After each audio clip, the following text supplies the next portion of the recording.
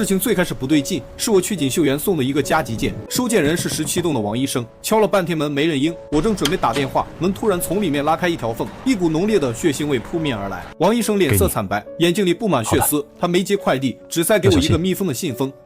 别拆，回家再看，赶紧走。我心里咯噔一下，刚要问怎么回事，他就砰的一声关上了门。我走到楼下，拆开信封，里面只有一张潦草的纸条，病毒泄露，人会咬人，没有解药。我立刻拿出手机，发现公司群里炸开了锅，有同事说在医院附近看到有人发疯咬人，还有同事说自己的车被砸了。我抬头看了看天，阴沉沉的，像一块进了血的破布。我没有回快递站，直接骑着3轮车冲向了最近的批发市场。3轮车的电瓶被我拧到地，风呼呼的灌进耳朵里，但我脑子里比风还乱。病毒泄露，人会咬人，这不是电影里才有的情节吗？可王医生那张脸，那眼神，还有那股血腥味，绝对不是在开玩笑。于是我脑子里就想到了赵磊，他是我发小，我俩从小穿一条裤子长大，后来一起从县城跑到这座城市打工。他在快递站隔壁的修车铺干活，3轮车坏了都是他帮我修的。这人讲义气，有一把子力气，更重要的是我信他。我边骑车边给他打电话，响了7、8声才接。赵磊那边声音嘈杂，好像有人在喊叫。他扯着嗓子说：“雷子，我正想给你打电话呢，铺子里来了好几个浑身是血的人，老刘头被咬了，跟疯狗似的逮吃咬谁，我拿扳手把他打晕了才跑出来的，这他妈什么情况啊？病毒会传染的那种。”我尽量让声音平稳，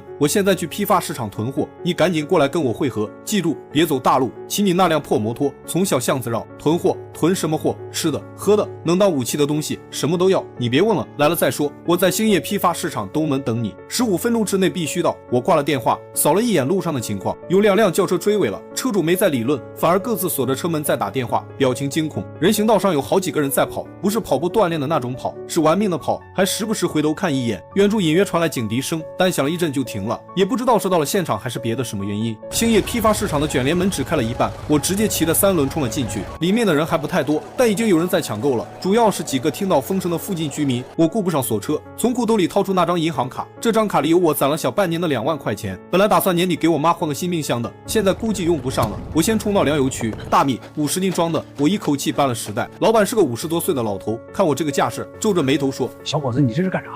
逃荒啊！”我没理他，又去拿了20把挂面、10桶花生油、盐和糖各搬了一整箱。老板看我越搬越多，大概也察觉到不对劲了，小声问我是不是出了啥事。我说老板，你要是信我，现在赶紧关门回家，把门锁死。今天别做生意了。说完，我掏出手机给他转了账，继续往下一个摊位跑。罐头，这是好东西，保质期长，开盖就能吃。午餐肉的、红烧肉的、豆豉鲮鱼的，我把货架上能拿的全扫了，堆了整整3辆手推车。然后是矿泉水，那种4升装的农夫山泉，我拿了20桶。压缩饼干、火腿肠、方便面，这些快递站里常见的东西，我现在看着格外亲切。路过一个卖劳保用品的摊位，我又拿了2箱胶皮手套、1箱口罩、3件雨衣、5双胶鞋。最后是工具区，我找到一家卖5金工具的摊位，买了2把斧头、1把羊角锤、1把18磅的大锤、2把工兵铲、3把菜刀，还有一大捆绳子和2卷铁丝。老板是个30多岁的汉子，看我买这些东西，咧嘴说：“兄弟，你这是要去打仗啊？”我把钱转给他，认真的说了句：“差不多。”手机响了，赵磊到了。我推着4辆堆得满满的手推车往东门走。赵磊看见我这个阵仗，眼睛瞪得溜圆。我靠，你这是要把批发市场搬空啊？别废话了，你拿摩托还能驮多少？驮不了多少，但你看我弄来了什么？赵磊往旁边一指，路边停的一辆半旧的50红光面包车，修车铺老周的。他今天没来上班，钥匙就挂在墙上，我直接开来了。这算偷吧？命都快没了还管这个？赶紧装车，2个人干活就是快。15分钟，所有东西全塞进了面包车，3轮车上的快件也被我倒了进去。这些东西我不打算丢了，万一里面有什么能用的呢？我们关上后门，赵磊一脚油门，面包车轰地窜了出去。我的出租屋在老城区边上，是个独栋的2层自建房，1楼我住，2楼原本是房东放杂物的，后来房东搬去省城跟儿子住了，整栋房子就我一个人看管着。这房子虽说破旧了点，但有个好处，独门独院，院墙有2米多高，上面还嵌了碎玻璃，那是老房东房子用的，现在正好防别的东西。院子大门是铁皮的，关上了从外面很难撬开。我们把车倒进院子里，赵磊跳下来就问我接下来咋办？加固。我说趁现在还没乱到这边来，能加多固加多固。1楼有一间是车库改的储物间，里面堆着房东留下的一堆杂物，就家具、废铁管、几袋已经凝固的水泥，还有一些装修剩下的木料。我和赵磊把东西全翻出来，能用上的全用上，铁管锯成一段一段的，用膨胀螺丝钉在窗户外面当防盗栏。水泥虽然凝固了，但我们用大锤砸碎了和上水，勉强能用，把院墙底下的几个老鼠洞东全堵死了，木料钉成木板，加固了后门和车库的卷帘门。最让我放心不下的是1楼的窗户，有3扇，都是普通玻璃的，一拳就能打碎。我想了想，把房东留下的那个老式衣柜拆了，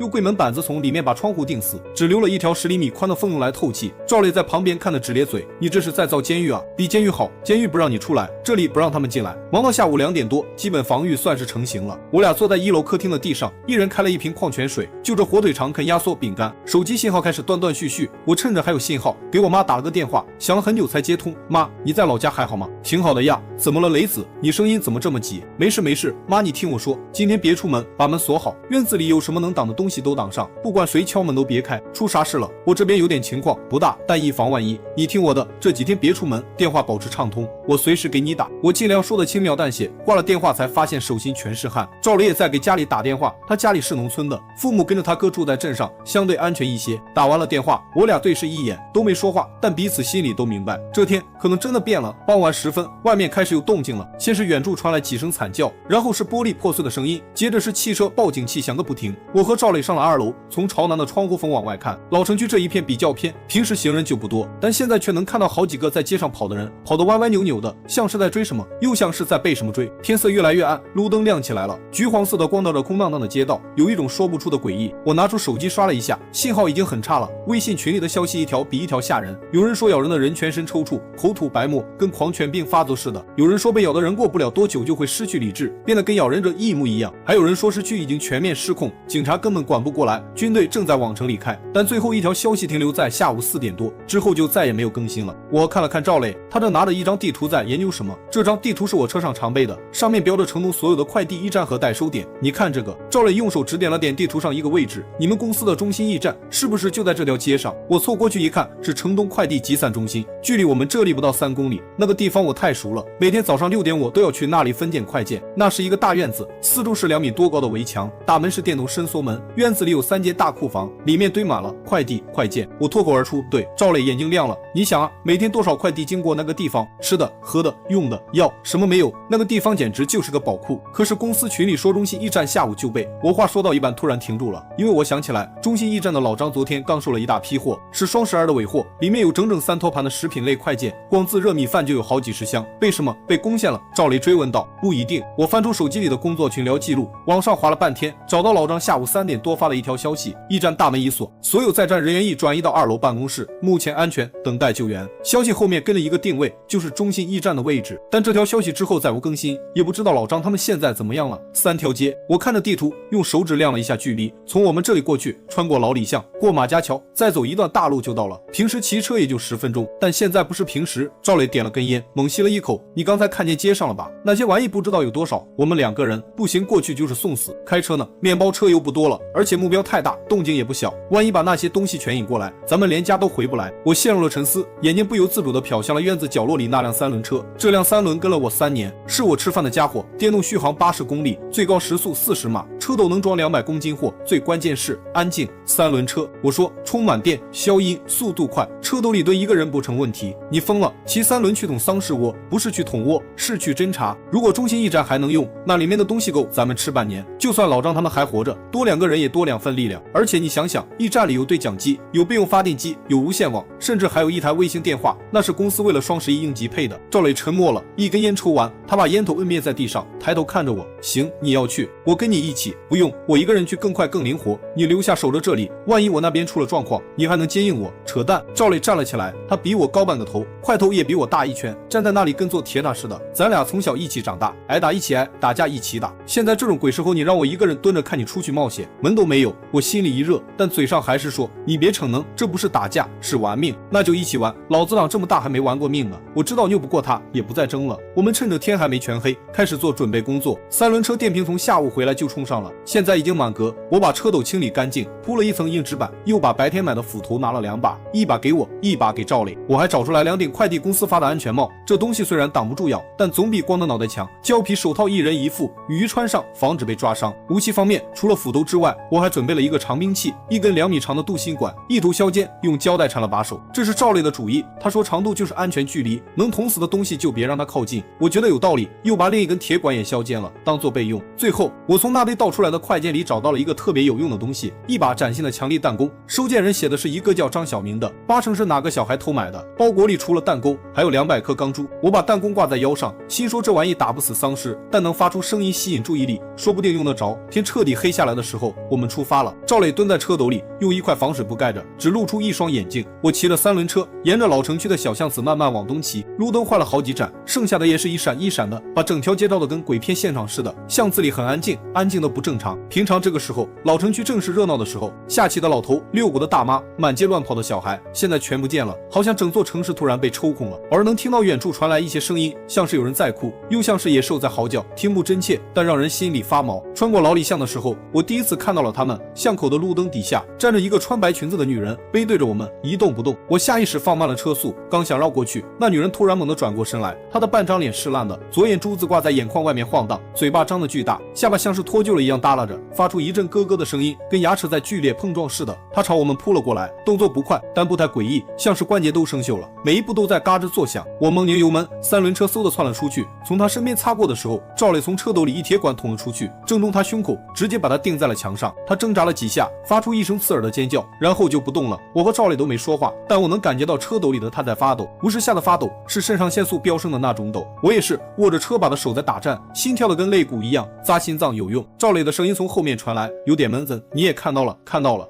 我不知道该说什么，只能继续往前骑。过了马家桥，路面开阔了一些，但情况也更糟了。桥上有2辆撞在一起的车，车头都撞瘪了，安全气囊全部弹开，里面没有人，地上有一些暗红色的痕迹，在路灯下泛的黑光。我没敢多看，加速通过。中心驿站出现在视野里的时候，我先看到的是那扇电动伸缩门紧紧关着。好，门还在，说明里面的人有可能还在，但门口围着3个东西，2个男的，1个女的，正在不停的撞门，发出沉闷的砰砰声。我把3轮车停在50米外的拐角处，和赵磊商量战术。3个，门口3个，院子里不知道还有没有。我压低声音说，能引开吗？赵磊问。我拿出弹弓，捏了一颗钢珠，瞄准了30米外的一辆报废轿车，深吸一口气，拉满，松手，钢珠画出一道弧线，叮的一声打在了轿车的挡风玻璃上，玻璃裂开了蜘蛛网纹。那3个东西同时停住了撞门的动作，齐齐转头看向声音来源，然后晃晃悠悠的朝那边走了过去。走！我低声喝道，和赵磊一起猫着腰快速摸到了伸缩门前。伸缩门大概2米高，上面有横杆可以踩。我先蹲下，赵磊踩着我肩膀翻了上去，然后他趴在门顶上伸手拉我，我俩一前一后翻进了院子。落地的时候尽量放轻，但我的心都快跳出嗓子眼了。院子里的情况比我想象的好，没看到丧尸。库房的卷帘门半开着，里面黑漆漆的。我用手电筒照了一下，看到了堆成山的快递包裹，整整齐齐的码在货架上。老张，老张！我压低嗓子喊了2声。2楼的窗户突然亮了一下，有人用手电筒往下面照，然后一个熟悉的带着哭腔的声音传下来，陈磊，是你吗？陈磊，是刘姐的声音。驿站的前台大姐，是我和我兄弟一起来的，快开门让我们上去。走廊里传来噼里啪啦下楼的声音，接着1楼的小门从里面打开了。刘姐今年40出头，平时是个挺利索的人，现在头发乱糟糟的，脸上全是泪痕。她一把把我拽进去，然后飞快地锁上了门。你们怎么来了？外面怎么样了？刘姐的声音在发抖。先上去再说。我跟着她上了2楼办公室，一进门就看到了老张。老张50多岁，是驿站的站长，干了一辈子快递，什么大风大浪都见过，但现在的样子比我印象中老了10岁还多。他左胳膊上缠着纱布，纱布上渗出了一片暗红色的血迹。老张，你被咬了。赵磊下意识举起了斧头，不是咬的，是翻墙的时候被铁皮划的。老张摆了摆手，苦笑了一下，我要真被咬了，这会儿早该发作了。你们放心，我们4个人都好好的。办公室里还有2个人，一个是驿站的分拣员小李，20出头的小伙子，另一个我不认识，戴个眼镜，斯斯文文的。后来才知道他是附近药店的小老板，姓孙，今天来送快递，结果被困在这里了。你们4个还算运气好。我看了一圈办公室的环境，桌子被推到了门口当路障，窗户用胶带贴了米字，墙角堆着10几桶矿泉水和一个电热水壶，还有几箱饼干和面包。驿站里的东西都在楼下库房里，但下午那会儿太乱了，我们来不及搬太多上来。老张说，后来院子里进来了2个，那种东西我们就不敢下楼了，一直躲到现在。你们2个是怎么进来的？小李问。大门外面不是堵着好几个吗？我把进来的方法简单说了一下，然后问老张，楼下的库房里快件大概有多少？老张眼睛一亮，他显然明白我在想什么。双12的货基本没派出去，加上日常积压的，少说有3、4千件，食品类的占1/3还多，各种零食、干货、自热食品、饮用水，还有好几个医药类的包裹，应该是药店订的货。孙老板，那个药店老板。听到这里插话了，那些是我的，都是常用药，感冒的、消炎的、外伤的，还有几箱葡萄糖和生理盐水。我和赵磊对视了一眼，都从对方眼里看到了同一个想法，这地方比我们那个出租屋有前途多了。老张，我们得把场面控制住。我拉了把椅子坐下来，把目前外面的情况简单讲了一下，那些东西的习性，门外的3个丧尸，以及我们的判断，这病毒8成是通过咬伤传染的，被咬的人很快就会变成同样的东西。目前没有看到军方或警方有效介入的迹象。你的意思是不会有人来救我们了？刘姐的脸色又白了几分，不知道会不会来，但在他们来之前，我们得靠自己。我说这个驿站的条件比大多数地方都好，围墙坚固，有物资，有药品，还有发电机和通讯设备。如果能把这里守住，至少能撑很长一段时间。问题是门口那3个东西怎么办？赵磊问。我走到窗边，拉开窗帘一角往外看，那3个丧尸还在围墙外面，被弹弓引开后没有再回到门口，而是在报废轿车附近乱转，像没头苍蝇一样。他们对声音敏感。我放下窗帘，回头看向大家，这是弱点，我们可以利用这个弱点，一个一个的解决他们，用声音引开，然后从背后下手。只要没有大的动静，应该不会引来更多的。接下来的1个小时，我们制定了一个详细的清理计划。老张虽然胳膊有伤，但经验丰富，负责在2楼用对讲机观察和指挥。小李手脚麻利，负责操控诱饵。我们用线绑了一个空易拉罐，从窗户掉下去，拉动的时候会发出声响。我负责地面攻击，赵磊负责掩护和策应，孙老板则在2楼备好急救药品，以防万一。清理行动比预想的顺利，易拉罐的声响成功的把丧尸引到了院子东侧的围墙下。我和赵磊从西侧悄悄下去，绕到他们背后。我握紧削尖的镀锌管，对准第1个丧尸的后脑勺，用尽全力捅了进去。那东西浑身抽搐了一下，直挺挺的倒了下去。赵磊同时出手，铁管捅穿第2个丧尸的脖子，把他钉在了地上。第3个丧尸转过身来，嘴巴大张的朝我咬来。我身后的赵磊一步跨过来，斧头带着风声劈了下去。3条命，3分钟。我们站在院子里，大口大口的喘着气，汗水把衣服都湿透了。但我知道这还只是开始。清理完大门外的威胁之后，我们连夜把大门加固了一遍。电动伸缩门虽然结实，但底部有空隙，我们用库房里的铁架子和沙袋把下面堵死了。院墙上的铁丝网原本有些松动，小李和孙老板一起用扎带重新固定了，还把碎玻璃渣子撒在了墙头上。忙完这些已经是凌晨2点多，我们6个人围坐在2楼办公室里，一人泡了1碗自热米饭，就着榨菜和火腿肠吃。这是我这辈子吃过的最香的一顿饭，不是因为东西有多好吃，而是因为吃东西的时候我还活着，而且身边有一群同样在拼命活着的人。明天开始，我们得把1楼库房的东西分拣出来。我边吃边说，所有快递按品类分开放，食品归食品，药品归药品，日用品归日用品，每一个包裹都拆开看，有用的留下，没用的也不扔，堆在一边，说不定以后能当燃料。对，我那些药得好好整理一下。孙老板连连点头，有些药是需要冷藏的，现在电力还得省着用，得优先保障保温箱。发电机还能撑多久？赵磊问老张。柴油不多了，省着用的话，一天开2个小时，能撑1周。老张算了算，不过驿站有2块太阳能板，是之前为了绿色物流平油装的，功率不大，但充几个手机和手电筒没问题。明天白天我和赵磊出去一趟，我把吃完的饭盒放下，看向大家，我们得把那辆面包车开过来，车上还有一批物资，另外看看能不能顺路再捞点什么有用的东西回来。但这次出去我们得带一样东西，快递。赵磊替我把话说完了。对，快递。我点了点头，目光扫过库房里那些堆成山的包裹，在这些东西里面，说不定就藏着能让我们活得更久的东西。驿站现在就是我们的阵地，我们得把每一件快递都拆开，把每一个能用的东西都找出来。窗外的夜色浓得化不开，远处偶尔传来几声低沉的嘶吼。这座城市正在以肉眼可见的速度崩坏，但我们6个人坐在灯光昏黄的办公室里，却感受到了一种久违的踏实。至少现在我们还活着，至少现在我们还有彼此，至少现在这个小小的快递驿站成了我们在末日里的第1个据点。第2天天还没亮，我就被一阵奇怪的声音惊醒了，那是从远处传来的，像是有人在用铁器敲打什么。我坐起来，发现老张已经站在窗边了，他左手举着望远镜，右手垂在身侧，缠着纱布的那条胳膊微微发着抖。有情况？我压低声音问。不是敲东西。老张把望远镜递给我，你自己看。我凑到窗边，望远镜的视野里，晨光刚刚漫过对面楼顶，街道尽头有一个身影正歪歪扭扭的走着，没走几步就撞上路边的金属栏杆，发出那种当当的声响。他的动作比我们之前见过的丧尸更僵硬，走到一根电线杆前就直直的撞上去，弹回来，再撞上去，像是卡了带的录像机来回倒放。天亮之后，这些玩意好像会变迟钝。老张说，昨晚我们清理门口的时候，那3个东西动作可没这么慢。我把望远镜还给他，脑子里快速的过着这个信息。如果丧尸在白天确实会变得迟钝，那白天就是我们的窗口期。但昨晚遇到的3个丧尸里，那个守门口的明显比墙上的女人动作快一些。不对，不是快慢的问题，是他们本身就有个体差异。那个女人关节嘎吱作响，走一步顿一下。门口那3个虽然也晃，但撞门的力道一点都不含糊，不是白天黑夜的问题。我说是他们本身就不一样，有的快有的慢，有的猛有的黏，我们得摸清楚规律。我把所有人都叫醒了。今天的早饭比昨天多了点东西。孙老板从自己那堆药品包裹里翻出1罐蛋白粉，按比例掺在饼干糊里，每个人分了1杯，味道不怎么样，像喝墙灰，但谁都没抱怨。在末日里，热量就是战斗力。好，今天3件事。我站在白板前面，用马克笔写下了今天的任务清单。第一，赵磊和我回出租屋，把面包车开回来，车上还有一批物资。第二，老张带小李和孙老板把库房里所有快件按食品、药品、日用品、工具、其他5大类分拣，每一件的品类和保质期登记造册。第三，我转过身，在白板上写了一个大大的巡逻2字。从今天开始，我们得有规律的观察周围情况。驿站南北2侧各有一个制高点，北边的水塔，南边的烂尾楼。老张用望远镜每隔2小时扫一次，把看到的丧尸数量、移动方向都记下来。你是想把这块地方变成咱们的地盘？赵磊问。不是地盘，我说是安全半径。我们得知道危险离我们有多远，才能知道什么时候该关门，什么时候可以出去。散会之后，我和赵磊开始做准备。我从昨天搬上来的工具堆里翻出2把工兵铲，这是好东西，折叠的，一侧开刃能砍，另一侧锯齿能锯。赵磊把那把消防斧别在腰后，又往背包里塞了2瓶水和几根火腿肠。这次我们不走小巷，我摊开地图，昨天过来的时候，老李巷那边有个女人被我们钉墙上了，附近可能还有。我们今天走大路，绕一点，但视野开阔，不容易被堵。大路上车多，废车多，藏着的玩意也多。赵磊说，所以速度快。面包车在出租屋，我们骑3轮过去，装了车马上走，来回不超过40分钟。我们把昨天用过的那根削尖的镀锌管绑在3轮车车斗外侧，又在车斗里放了一根备用的。我检查了3轮车的电量，满格。这辆3轮车是我吃饭的家伙，买的时候花了小1万，电瓶是后来换的锂电池，续航比原装的多出1倍。现在它就是我们在街道上的腿，无声灵活，能钻小巷。老张，临出门前我喊了一声频道期，每10分钟报一次，超过半小时没回应，你就把大门封死。老张没说话，只是把那张弓拿在手里，冲我点了点头。他身后的李小正蹲在院子里做新的诱饵装置，用易拉罐和鱼线做了7、8个简易的半发式噪音陷阱，灵感来自昨晚那个吊罐子。这小子手脚是真麻利，脑子也活。我们翻出伸缩门，上了3轮车。清晨的街道安静的能听到轮胎碾过沙砾的声音。我尽量挑路中间走，远离2侧的门洞和窗户。沿街的店铺卷帘门大都关着，有几家被撬开了。黑漆漆的门洞里看不出有人还是有什么别的东西。拐上主干道之后，视野一下子开阔了。这条路叫城东大道，双向4车道。平时这个点应该堵成一锅粥，现在路上散落着10几辆废车，车头朝各个方向，有的是追尾，有的是慌乱中打横撞上了护栏，地上到处是碎玻璃，车轮碾过去发出嘎吱嘎吱的声音，空气里有一股说不清的味道，不全是臭，更像是铁锈和什么东西烧焦了混在一起。左前方，赵磊在车斗里低声说，我看到了一辆侧翻的公交车旁边蹲着2个丧尸，正趴在什么东西上面，他们的动作很慢，慢到像是在做慢动作俯卧撑。我拧了一把油门，3轮车从公交车的另一侧绕过去，那2个东西没抬头，专注的像是被什么钉在了地上。我没敢多看，加速通过。快到出租屋的时候，我的心开始往下沉，巷口多了好几辆废车，昨天早上离开的时候还没有的，说明这一天一夜里有人或者有东西经过这里。我们拐进巷子，出租屋的铁皮大门出现在视野里，完好无损。我松了口气，掏出钥匙准备开门，然后我看到了门上的痕迹，铁皮上多了好几道抓痕，长长的，从上滑到下，像是有人用指甲在铁皮上反复的跑。抓痕旁边还有一些暗红色的手印，大小不一，至少有3、4个不同的手掌，他们来过。赵磊的声音很平，但他的手已经握上了斧头。我打开门锁，推开铁门，院子里一切正常，面包车还在，墙角的物资也没动，但我注意到墙角的水泥补丁上有几处新的裂痕，像是被什么东西从外面使劲推过。那些东西闻到过院子里的活人气味，但没能翻过墙。快装车！我说，我们把院子里的东西3下5除2全搬上了面包车，剩下的几桶水、1箱罐头、几捆绳子，还有那几袋砸碎了的可以用来当应急修补材料的水泥块。我最后检查了一圈，确认没落下什么有用的东西，然后坐上了驾驶座。就在这时候，我听到了一声尖叫，那是人的声音，从巷子尽头传来的，尖利短促，像被什么东西骤然掐断了。我和赵磊同时转过头，巷子尽头是一栋5层的老居民楼，1楼是店铺，2楼以上是住户，3楼的一扇窗户开着，窗帘在风里飘。有人！赵磊的手已经搭在了车门上。我脑子里炸开了2个声音，一个说走，马上走，多管闲事，死得快；另一个说那是活人，你走了，他死定了。2个声音在脑子里打架，打了大概2秒钟。我推开了车门，你开车。我把钥匙扔给赵磊，开车跟在3轮后面，别熄火。我骑3轮过去看看，动静小。赵磊想说什么，我按住他肩膀，2个人都在车里，万一被围了连跑都跑不掉。3轮灵活，这有危险，我钻巷子，你开车在外面大路上接应我。我骑上3轮车往巷子深处开，那栋楼越来越近，3楼窗户下面是一家关了门的理发店，玻璃门碎了一半，楼道入口的铁门半开着，里面黑洞洞的。我熄了3轮车的电，拎着铁管摸到楼道口，楼道里有声音，不是尖叫了，是啜泣，一个女人的啜泣声从楼上传下来，还夹杂着什么东西在地面上拖行的沙沙声。声。我握着铁管，一级一级地往上走。楼梯间很暗，只有转角处的窗户透进来一点光。走到2楼和3楼之间的楼梯转角时，我看到了血，血是从3楼楼梯口淌下来的，细细的一道，顺着楼梯一级一级往下流。还没干，在昏暗的光线里泛着暗红色。我深吸一口气，蹲下来，从转角处探出半个头。3楼楼梯口趴着一个东西，一个丧尸正背对着我，他的注意力完全被面前的一扇防盗门吸引住了，正用脑袋一下一下的撞门，撞得门框上的墙会簌簌往下掉。他的脚边还躺着另一个丧尸，头被砸烂了，一动不动，旁边丢着一根带血的拖把杆。门里面传来女人的声音，带着哭腔：走啊走啊，我们没吃的了，什么都没有了，滚啊！我的心一沉。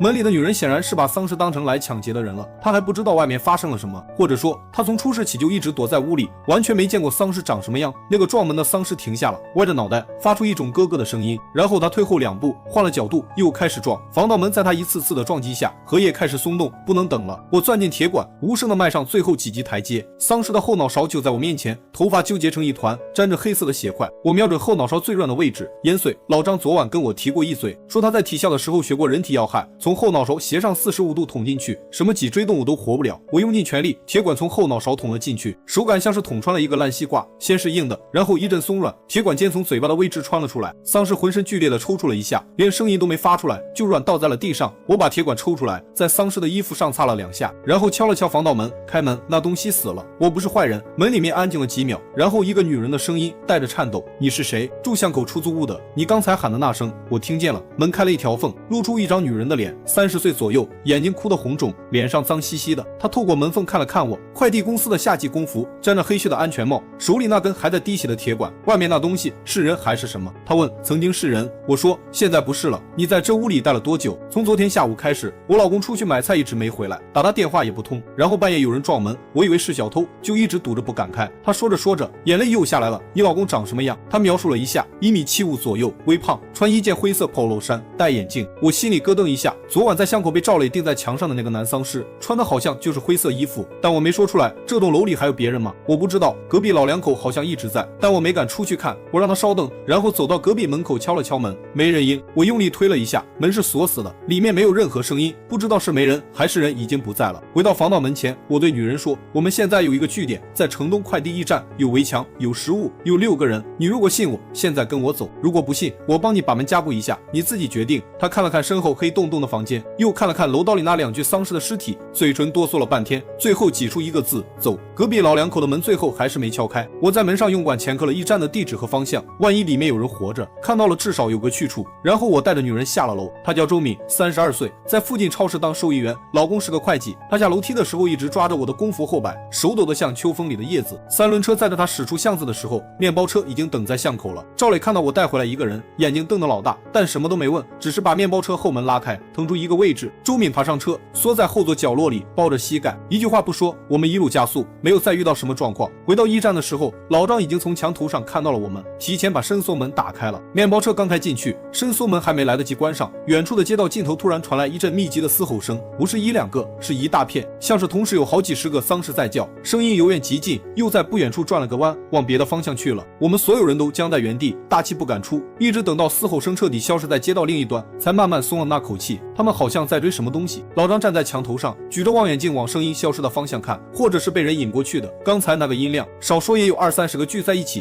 起，我心里警铃大作。对，从声音方向判断，应该是往市中心那边去了，离我们越来越远。但问题是，什么东西能让20-30个丧尸同时往一个方向追？答案只有一个：活人，而且是很多人。周敏的到来让一站一下子变成了7个人。刘姐把他拉到一边，找了件干净的工服给他换上，又给他泡了一碗热乎乎的自热米饭。周敏端着饭盒，眼泪啪嗒啪嗒掉在饭里，一口一口的吃，像是要把这一天一夜的恐惧和饥饿一起吞下去。我们没有追问他任何问题，所有人都在末日里失去过什么，那种滋味不需要解释。下午，我们开始了第一次正式的分拣行动。库房的卷帘门被打开，老张拄着一根铁管站在门口望风，其余的人像蚂蚁搬家一样，把货架上的快递一箱一箱往2楼搬。2楼办公室旁边的休息室被腾空了，4张办公桌拼成一个大平台，上面铺了干净的硬纸板，所有拆开的物资分类摆放。李晓负责拆箱，他的动作比我见过的所有分拣员都快，每公刀一划，胶带应声而开，手指一翻，包装盒里的东西哗啦啦倒出来。他一边拆一边报名字，刘姐在旁边飞速记录：自热火锅6盒，川味的保质期到明年8月，蛋白粉2罐，巧克力味，维生素 C 咀嚼片6瓶，100片装，暖宝宝2大包，共80片，净水器滤芯3套，手摇发电收音机1台，带手电功能，手摇收音机这个发现让所有人都精神一振。孙老板拿过去研究了半天，发现只要摇1分钟就能听大概半小时的广播，还带一个 USB 输出口，能给手机充电。这意味着我们终于有了一个不需要柴油也不需要太阳能的备用电源，外加一个能接收外界信息的渠道。先搜一遍频道，看看有没有官方的应急广播。我说，孙老板戴上耳机，慢慢的调频，调频的过程很慢，旋钮一格一格的拧，耳机里沙沙的电流声忽大忽小，调了大概10分钟，他突然抬起手，有声音。他拔掉耳机，切换到外放模式，收音机里传出一个断断续续的男声，带着浓重的电子干扰音。市政紧急通告，全市居民请注意，病毒已确认，变异狂犬病毒通过饲料传播，潜伏期不超过6小时，感染者表现为攻击性极强，对声音高度敏感，全体市民请留在室内，锁好门窗，等待救援，对声音高度敏感。赵磊重复了一遍这句话，我们昨晚用易拉罐引开他们，果然是对的。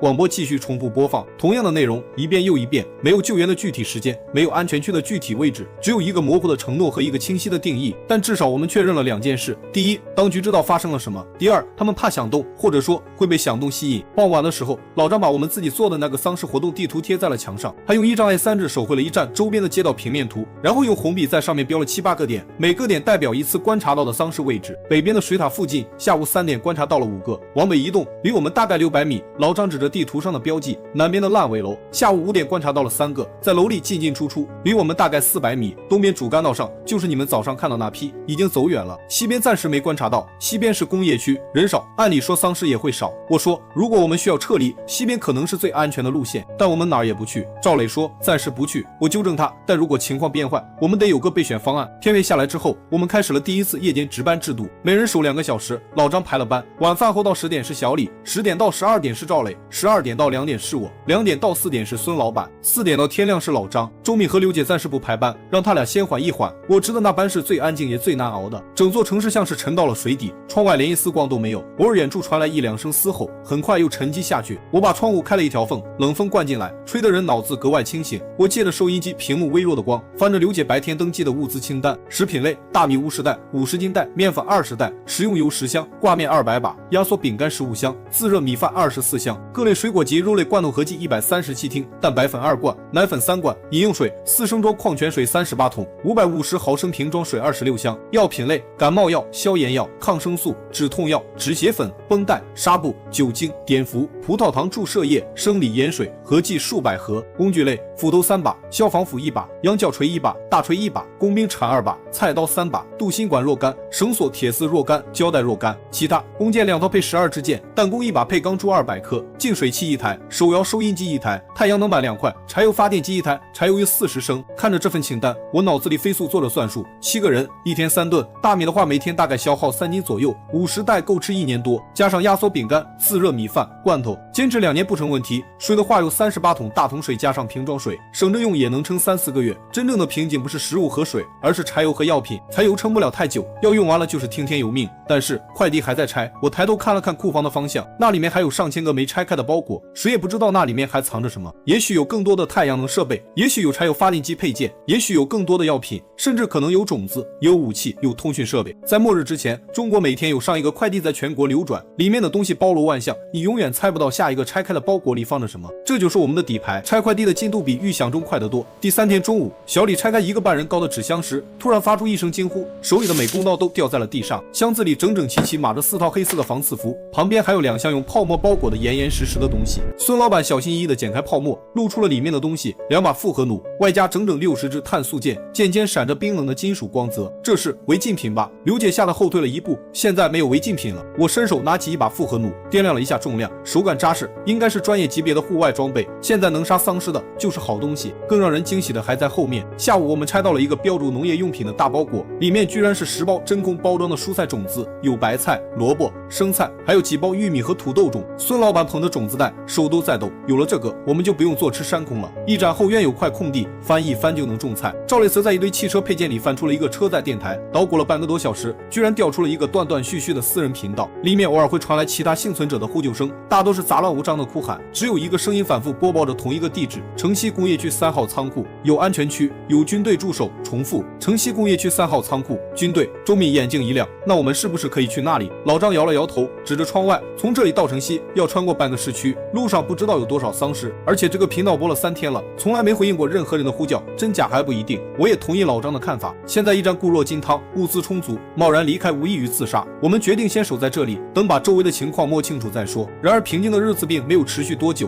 第4天傍晚，我正在屋顶巡逻，突然听到远处传来了汽车引擎的轰鸣声。我立刻举起望远镜，只见一辆破旧的桑塔纳正沿着城东大道歪歪扭扭地开过来，车身后跟着10几个丧尸，张牙舞爪地追着。车子开到驿站门口，猛地一个急刹车，车门打开，从里面跌跌撞撞跑下来3个人，一个20多岁的年轻女人，穿着连衣裙，脚上的高跟鞋早就跑丢了，光着脚踩在地上，哭得梨花带雨。一个和她年纪相仿的男人扶着她的胳膊，脸色惨白，还有一个40多岁的中年男人，手里拿着一根铁棍，警惕地看着身后追来的丧尸。开门，求求你们开门！年轻女人扑到伸缩门上，拼命地拍打着，后面有丧尸，救救我们！赵磊已经拎着斧头跑到了门口，回头看向我，我趴在屋顶上仔细观察着那3个人，他们身上都没有明显的伤口。那个中年男人虽然看起来凶悍，但眼神里满是恐惧，不像是装的。先开门，让他们进来。我对着对讲机说，把他们带到院子里，搜身隔离观察。伸缩门缓缓打开一条缝，3个人连滚带爬地冲了进来。赵磊立刻关上大门，用铁棍顶住，追来的丧尸撞在门上，发出沉闷的砰砰声。过了一会儿，见没有动静，才晃晃悠悠地散开了。我们把3个人带到院子角落的杂物间，搜了身，他们身上除了手机、钱包和1点零钱，什么都没有。那个年轻女人叫林薇薇，男人是她男朋友王浩，中年男人叫老胡，是他们的邻居。我们住在前面的小区，昨天晚上丧尸冲进了小区，我们3个侥幸跑了出来。林薇薇哭着说，一路上到处都是死人，我们开着车跑了1天，油都快烧完了，要不是看到这里有灯光，我们早就死在外面了。王浩也在一旁附和，大哥大姐，求求你们收留我们吧，我们什么活都能干，打扫卫生、搬东西都行，只要给我们一口吃的就行。老胡则比较沉默，只是低着头，时不时地打量着院子里的物资。老张把我拉到一边，压低声音说，这3个人不对劲，你看那个老胡，眼神一直在瞟我们的库房，还有那个王浩，刚才搜身的时候，他下意识地摸了摸后腰，那里应该藏过东西，我也注意到了。王浩的后腰有一个明显的硬物凸起的痕迹，但搜身的时候却什么都没搜到，应该是在进门之前扔到外面了。先留着他们，别给他们武器，也别让他们靠近2楼和库房。我说观察2天再说，如果他们真的安分守己，多2个人多2份力量，如果他们有别的心思，我没有说下去，但眼神里的含义让老张点了点头。接下来的2天，林薇薇和王浩表现得十分勤快。林薇薇跟着刘姐和周敏做饭整理物资，王浩则跟着赵磊和小李加固围墙，清理院子里的杂物。老胡虽然话少，但也会主动帮忙搬东西，看起来确实像真心想留下来的样子。我们渐渐放松了警惕，只有老张依旧保持着戒备，每天晚上都会多巡逻几次。库房的钥匙也一直由他亲自保管。出事是在第6天的晚上，那天轮到小李值夜班，我和赵磊在2楼休息。凌晨1点多，我突然被一阵轻微的响动惊醒，我立刻拿起放在床边的斧头，轻手轻脚地走到门口，透过门缝往外看，只见院子里有2个黑影，正鬼鬼祟祟地朝着库房的方向走去，一个是王浩，另一个居然是小李。我心里咯噔一下，一股寒意从脚底直冲头顶。小李是我们最早的伙伴，从第1天开始就跟着我们一起出生入死，我怎么也想不到他会背叛我们。我没有声张，悄悄叫醒了赵磊，指了指院子里的2个黑影。赵磊的眼睛一下子就红了，握紧斧头就要冲出去，我一把按住了他，别急，看看他们想干什么。我压低声音说，老胡和林薇薇呢？赵磊探头看了看杂物间的方向，杂物间的门虚掩着，里面没有灯光，不好，他们可能去撬大门了。就在这时，库房的方向传来了咔嗒一声轻响，应该是王浩用事先配好的钥匙打开了库房的门锁。我和赵磊对视一眼，同时冲了出去，不许动！我大喝一声，手里的斧头指着王浩和小李。王浩吓了一跳，手里的钥匙掉在了地上，小李则脸色惨白，浑身发抖，不敢看我的眼睛。陈磊哥，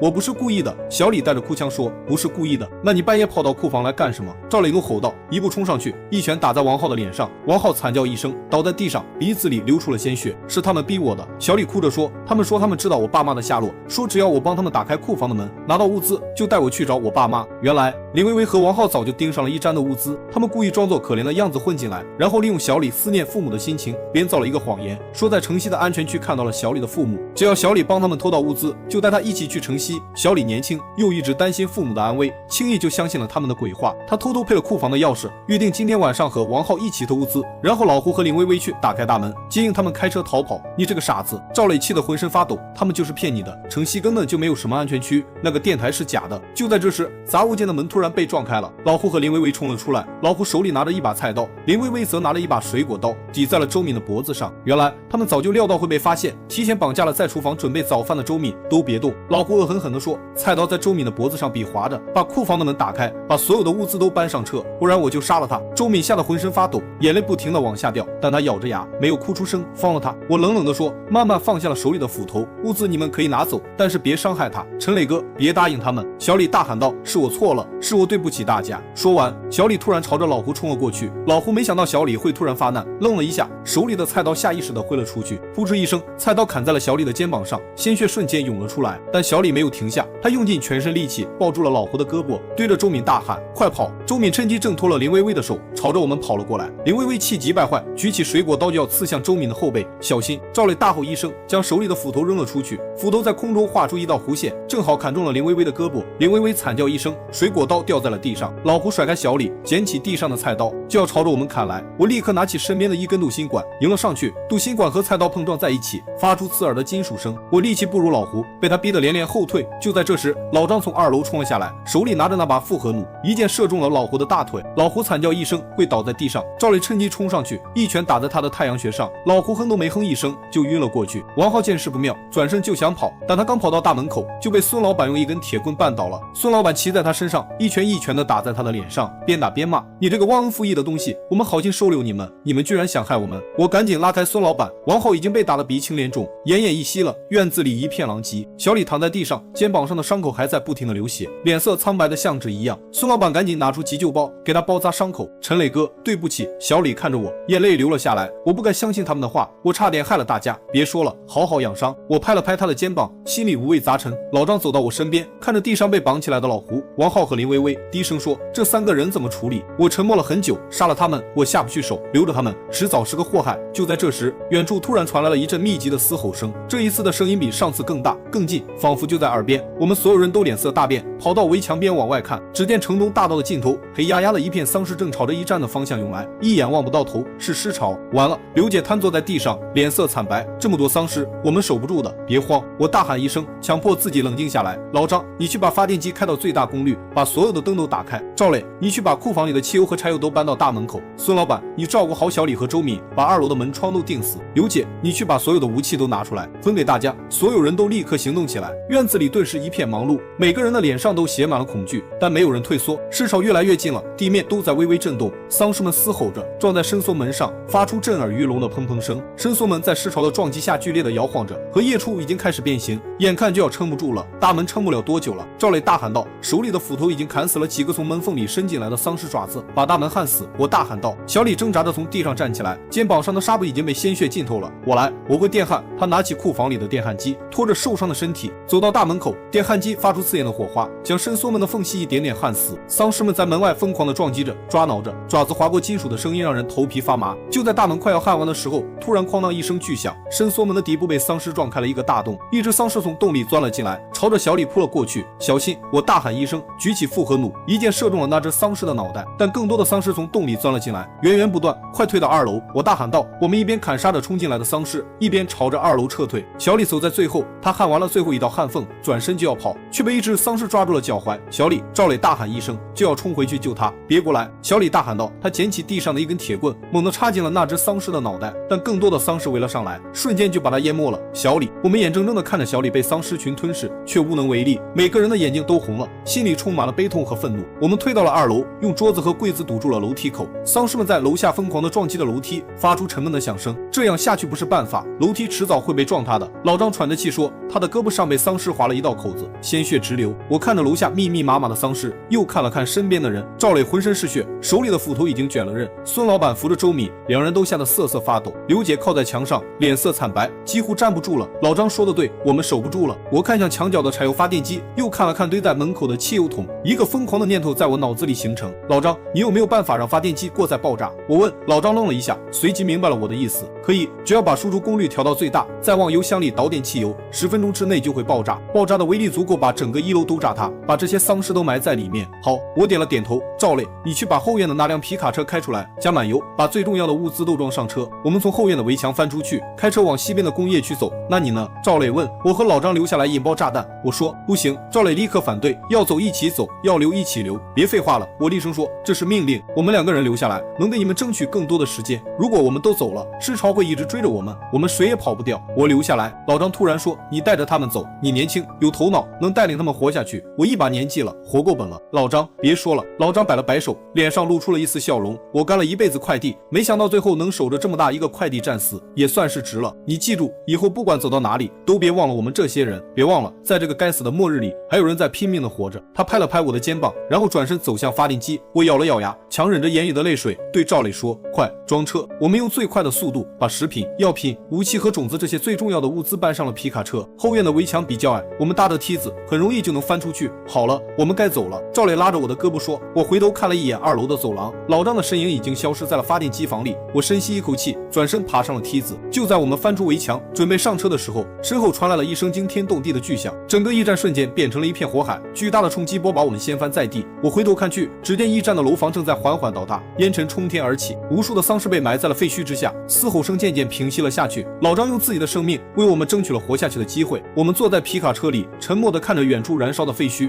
每个人的脸上都挂着泪水，没有人说话。小李、老张，还有那些曾经和我们一起在驿站里并肩作战的日子，都永远地留在了那片废墟里。过了很久，我擦了擦脸上的泪水，发动了汽车。我们走吧，我说，声音沙哑。皮卡车缓缓驶离了废墟，朝着西边的工业区开去。路上依旧到处都是丧尸和废弃的车辆，但我们已经不再害怕。我们经历过最黑暗的时刻，也失去过最珍贵的伙伴。现在的我们比任何时候都要坚强。太阳渐渐升了起来，金色的阳光洒在大地上，驱散了清晨的薄雾。远处的工业区轮廓越来越清晰，一座座高大的厂房矗立在那里，像一个个沉默的巨人。你说那里真的会有安全区吗？周敏轻声问。不知道，我摇了摇头。但不管有没有，我们都要活下去。为了老张，为了小李，也为了我们自己。赵磊点了点头，从怀里掏出了那张手绘的地图。地图上，城东快第一站的位置已经被画上了一个黑色的叉，但旁边又多了一个新的标记：城西工业区。我们可以在那里建立一个新的据点。赵磊说，工业区里有很多厂房，坚固又安全。我们还有种子可以种菜，还有电台可以联系其他的幸存者。孙老板也点了点头。对，我们还有很多药品，足够用很长一段时间。而且工业区里应该有很多五金店和修理厂，我们可以找到更多的工具和零件，改装车辆，加固据点。刘姐擦了擦眼泪，脸上露出了一丝笑容。等我们安顿下来，我就给大家做一顿好吃的。我会做红烧肉，还有饺子，保证让大家吃得饱饱的。看着身边的伙伴们，我心里也充满了希望。末日虽然残酷，但只要我们还活着，只要我们还在一起，就没有什么是过不去的。皮卡车驶进了工业区，阳光透过车窗照在我们的脸上，温暖而明亮。我看着前方延伸的道路，握紧了方向盘。城东快第一站的故事结束了，但我们的故事才刚刚开始。以后我们会遇到更多的危险，也会遇到更多的幸存者。我们会建立新的据点，会种出自己的粮食，会联系上更多的人。我们会把快递站的精神传承下去，在这个破碎的世界里，为幸存者们搭建起一座连接彼此的桥梁。因为我们知道，在这个末日里，最珍贵的不是物资，不是武器，而是人与人之间的信任和希望。只要希望还在，人类就永远不会灭亡。